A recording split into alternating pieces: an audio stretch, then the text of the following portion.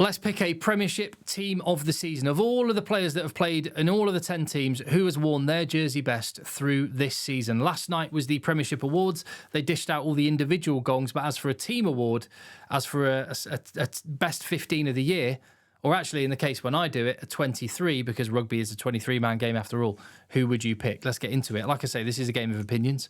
I'd be amazed if yours are completely the same as mine, but that's what the comments are for, so get stuck in there. Give the video a thumbs up, hit subscribe as well. Now, I was going to do this as well for the URC, but the URC have just come out with their team of the season.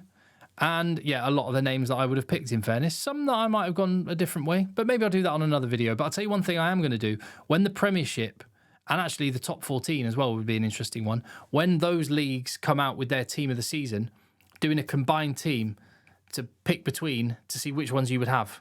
Would you have Tom Willis of Saracens? Would you have Cameron Hanekom of the Bulls if you could only pick one? That would be quite an interesting exercise as well. It might tell you a little bit about the strengths and weaknesses of each league and the style of play as well. But it's Premiership that I'm focusing on now, and I'm going to go from shirt 1 to shirt 23. Like I say, rugby's a 23-man game. I'm going to give the full credit where it's due, starting with Leicester Tigers' Nicky Smith, who's been brilliant, rock solid at scrum time, really busy around the park, and robust, always seems to be available and giving it his all. And Leicester Tigers, second place in the Premiership.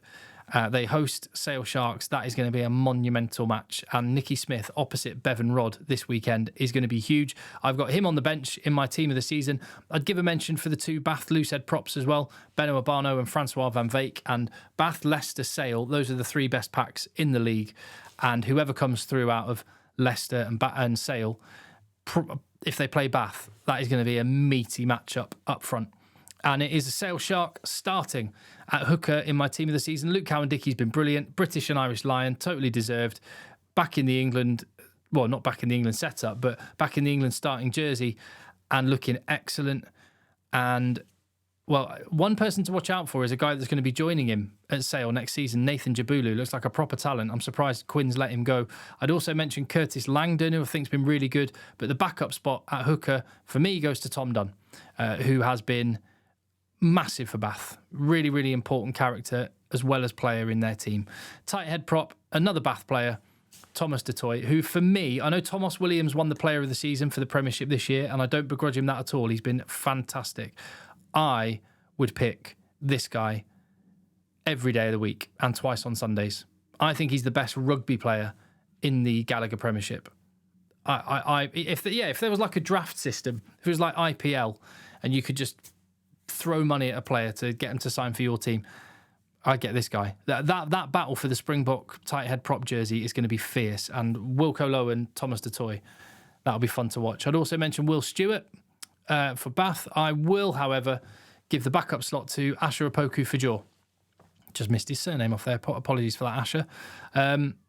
Yeah, awesome. Can play both sides. Big future with Sale and England. As for second row, Maro Itoje has had a superb season.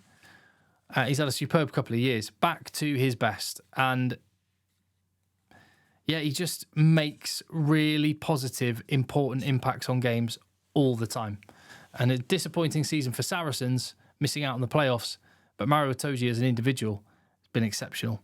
And alongside him in the second row, I thought about Ollie Chesham. Although I checked the stats, and Ollie Chesham's been really good since he's been back injured, but he has spent quite a lot of the season out injured, so he's only played half of the season, so that weighed in my thinking. Charlie Yules is the other second row that I went for. Talismanic for Bath. He's had a really good season, and he seems to have cut out some of his brain fart moments when he would get cards every other week. But he's been great for Bath in their engine room. Their pack overall has been really good, but real leadership quality from him as well. And the backup for them, I mentioned Ollie Chesham. There's others that it could have been, but Freddie Thomas for Gloucester. Just always been really impressed. His work rate's massive. He's got a huge engine, goes around hitting rucks, hitting people, and then making good, positive attacking interventions on the game as well, which totally suits the way that Gloucester play. Into the back row, which is the fiercest area of all.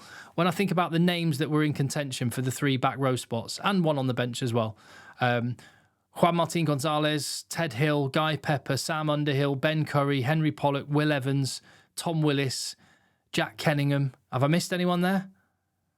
There's a load of good players.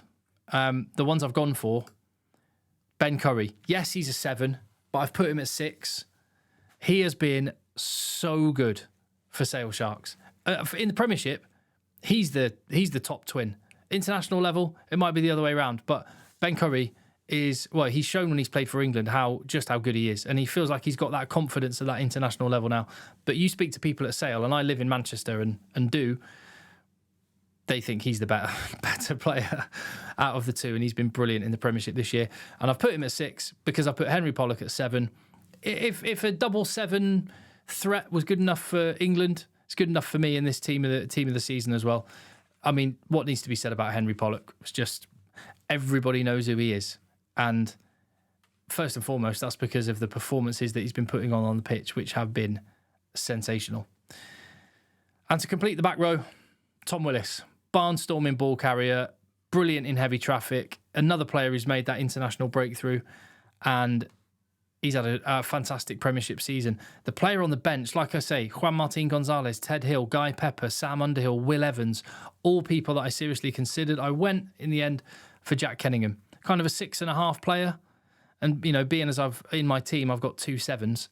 Makes sense. I've got a 6.5 on the bench. So Ted Hill was probably the closest to also getting there because he's been outstanding too. Right, that's the pack. Any thoughts? Let me know in the comments down below as I move into the back line where, no surprises, the player... where's Thomas Williams? Oh, I'm so sorry, Thomas Williams. I've missed his picture.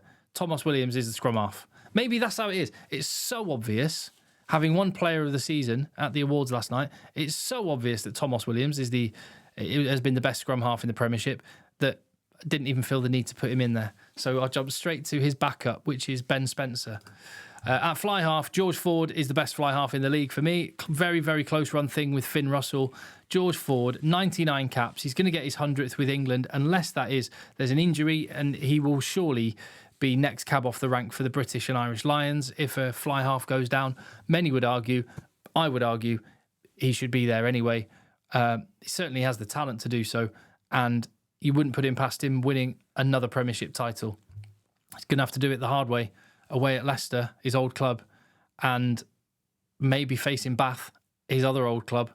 That's going to be quite interesting for him if he makes it. But with Sale Sharks, he is at home, pulling the strings like another coach, and has had an outstanding season. And like I mentioned, Finn Russell likewise, who actually has been saying in interviews recently that he feels like his game's improved and he's changed his game slightly. Definitely a real calm game management element with Finn Russell. So yeah, I mean, the Premiership is absolutely spoilt for choice with brilliant fly halves. It's the one position where it's up there with any league in the world, maybe better than any league in the world for 10s. So, centre, Seb Atkinson, how good has he been? Surely he's travelling with England this summer on their tour to Argentina. It's not just the fact that he's kind of squat and tough and can carry hard, head down, go north, which you need from a 12. His distribution skills are brilliant as well. And with Thomas Williams pulling strings at 9, and Anscombe for a lot of the season has been doing well at 10 for Gloucester, having that foil that can also be a distributor, but can give you some focus. Everything kind of, Gloucester's game, when it clicks, just all falls in place because of this guy. A really important piece of the jigsaw and brilliant for England and Gloucester. Outside him, Calaveti Ravuvu, incredible season. What a brilliant pickup for Pat Lam. Bristol are the 3rd lowest spending club in the league. So Newcastle spend the least amount of money, then Exeter, then Bristol. And one of the ways they've done that is by letting guys like Semi Randrandra go and picking up guys for probably a fraction of the cost, like Calaveti Ravuvu, who hasn't had that many caps for Fiji. He was kind of on the periphery of the Fijian team.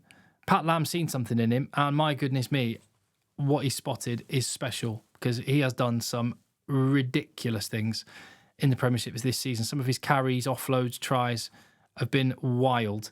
And he's that good that he's kept someone of the calibre of Bernard Janzi van Rensburg on the bench. He is the 23 jersey in this team. And another fantastic season from him. He could so easily have been at 12 or 13 in this team of the season. I've got him on the bench. Wings, Gabriel Ibitoye, another Bristol player. That's 3 Bristol players in a row. Tells you a lot about how they play, that 2 centres and a winger are in the team of the season from Bristol. Other wingers that I considered, Caden Murley, Aaron Reid, Adam Radwan, Paul Bampo, Tobias Elliott, Christian Wade. The other winger, though, I went with Ollie Hassel-Collins, which, I mean, I don't think that'll be a surprise to anyone. I think those have been comfortably the two best wingers in the league, Ibitoye and Hassel-Collins. I love Hassel-Collins' work rate. He's just chases the ball. When the kicks go, he chases it like a dog in the park, and he just finds himself in the right place at the right time. That hard work does pay off. And to complete the 23, the fullback, could have been Joe Carpenter. I'll give a mention to him, but it's Santi Carreras for Gloucester, who is an absolute baller. And Bath have managed to get him for next season, which is madness, the talent that they're going to have in their backline next year. Surely Bath are going to be pushing in the Champions Cup next year. They've got to target that one. They kind of threw it away a little bit this year, and they had the squad to go deep, I think, but they're definitely going to have the squad to do it next year. So there you go. There is my team of the season for the Premiership. Your thoughts? And as you can see, there's 2 players from Leicester, 5 from Sale, 5 from Bath, 3 from Gloucester. Actually, there's 4 from Gloucester, isn't there? 4 from Gloucester. Bearing in mind where Gloucester finished in the table, that's pretty cool from them. 1 from Quinns, 3 from Bristol, and 2 from Sarries. None from Exeter or Newcastle. Callum Chick probably deserved a mention from Newcastle, so at least one Newcastle player is mentioned. He pushed Tom Willis at number 8 a little bit as well. And do you know what's also really encouraging about this? When you look at that team and you look at the nationality of them, 15 of those players are already England players or England eligible. You have got, and Bernard Janzi van Rensburg thought he was going to be England eligible by next year, but it looks like that's not going to happen. Santi Carreras, Finn Russell, that's the kind of foreign player, and Thomas Dutoy, they're the kind of foreign players I want to see in the Premiership. Guys that are stardust players, and then, for the most part, English players all the way, which is good for the national team. I think it's been a great year.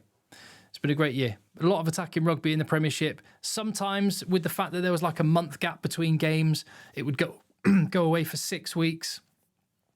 Sometimes there would be mismatched games. Away teams would not send strong teams. Now we've got to the semi-finals, though. It's proper. Bring it on.